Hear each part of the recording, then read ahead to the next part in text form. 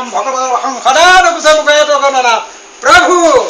মুখে গণনাম কি হৈ গোহাৰি জনাব তেওঁ নতুন বছৰত এখন বাইক লৈছে এই বাইকখনৰ কিখিনি অপৰাধ হৈছিল সেইখিনি যাতে এতিয়া ৰাইজক যেনেধৰণে এটা দুটাকৈ খুৱাব পাৰিছে আগলৈকে খুৱাবলৈ তাত ভক্তি মহান্তি মহাপুৰুষ গোবিন্দই ৰক্ষা কৰি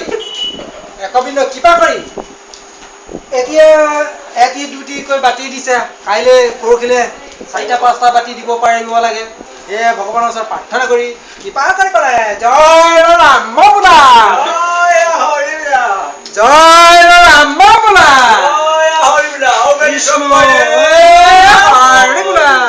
সেৱকী মনৰ